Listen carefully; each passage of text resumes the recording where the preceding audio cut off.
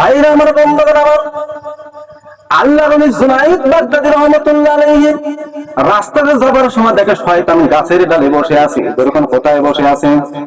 গাছের ডালে বসে আছে। আল্লাহর নবী যা বলেন, শয়তান যে তোর তো যত আকাম বাকাম করা, অত সেই গাছের ডালে কেন বসে আছিস আমি একটু জানতে চাই। তাকে বলতেছে, শয়তানকে যা বলতেছে আল্লাহর নবী জুনাইদ বাগদাদী রাহমাতুল্লাহ আলাইহি। এমন সময় শয়তান বলতেছে, ওগো আল্লাহর নবী,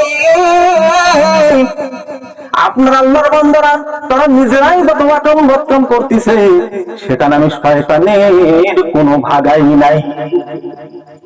যে আপনার আল্লাহর বান্দারা তারা নিজেরাই যত শয়তানি বদকাম করতেছে, সেখানে আমি মনে করেন যে শয়তানের কোনোই ভাগা নাই। আপনারা আমার দোষ কেন হবো?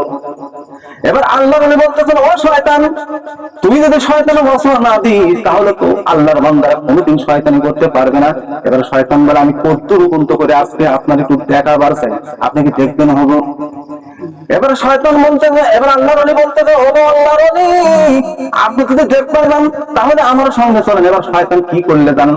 ওখানে কিন্তু একটা মানসিক স্বরূপ ধারণ করলেন, কারণ মানসিক স্বরূপ ধারণ না করলে কিন্তু হবে না। মানসিক স্বরূপ ধারণ করে আল্লাহর ওলিকে সঙ্গে করে নিয়ে গেলেন বাজারে। বাজারের একটা দোকানের পাশে গেলেন। এবার আল্লাহর ওলি শয়তানকে বলতেছে, ও শয়তান, তুমি এখানে আমাকে কি জন্য নিয়ে আসলে? এখানে আমি কি জন্য নিয়ে আসলাম? এই যে এখন আপনাকে সায়া দেখেন, এখানে আমি কি খেলা করি দেখেন। এবার শয়তান কি করলেন? সুন্দর করে একটা মিষ্টির কারাইয়ের মধ্যে আঙ্গুলখানা চুবাইয়া ওই আঙ্গুলখানার দোকানের দেওয়ালে ছাপ মারছে, আর ওখানে মিষ্টির শিরা লেগে গেছে। সুন্দর করে কিছু পিঁপড়া এসে মিষ্টি শিরা গোনা খাচ্ছে। এবার আল্লাহ আর কিছুক্ষণ অপেক্ষা করে দেখতেছে, ওই যে পিঁপড়া লাগিয়েছে ওই পিঁপড়া গুলোকে খাবার জন্য একটা টিকটিকি ওইখানে চলে আসছে, আইসা ওই সুন্দর করে ওই পিঁপড়া গুলোকে খাচ্ছে ধৈর্য ধৈর্য। আল্লাহ আর কিছুক্ষণ অপেক্ষা করে দেখতেছে, ওই টিকটিকিটা ধরার জন্য একটা বিড়াল ওইখানে আসতেছে। প্রথমে ছিল মনে করেন আপনি পিঁপড়া, তারপরে আসলো টিকটিকি, এরপরে আইসে কিন্তু বিড়াল ধরে পান, ঠিক কিনা?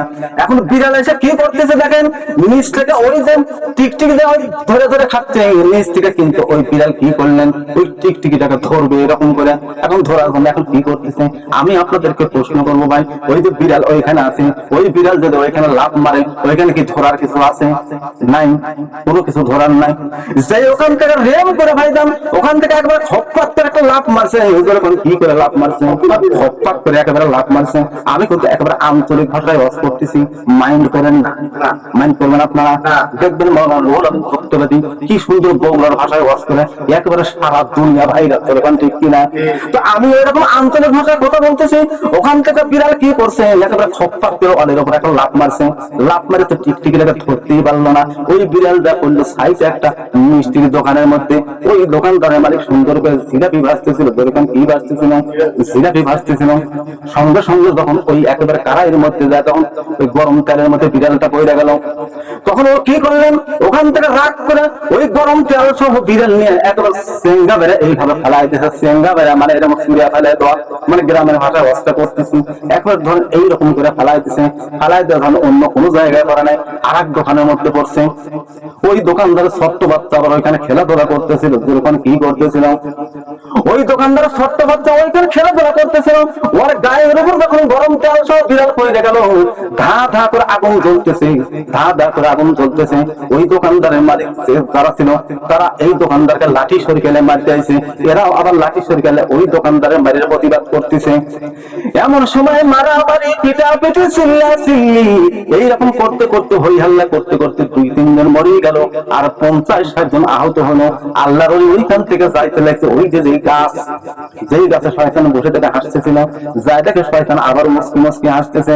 এবার আল্লাহর ওলি যা বলতে, শয়তান রে, তুই তো ঠিকই বলছো, তুই তো ঠিকই বলছো, তুই তো কোনো আকাম বাক্কাম করিস না, যত আকাম বাক্কাম আল্লাহর বান্দারা করে। তো আজকে থেকে আমি ঠিকই বলতেছি, ঠিক তুই ঠিকই বলছো, তোর কথাটা আমি মেনে, তোর কথাটা আমি মেনে নেব। এবার শয়তান বলতেছে, ওগো আল্লাহর ওলি, তাহলে আমার দোষ আর কোনোদিন দিবেন না, যত আকাম বাক্কাম আপনার আল্লাহর বান্দারাই করে। ঠিক কিনা?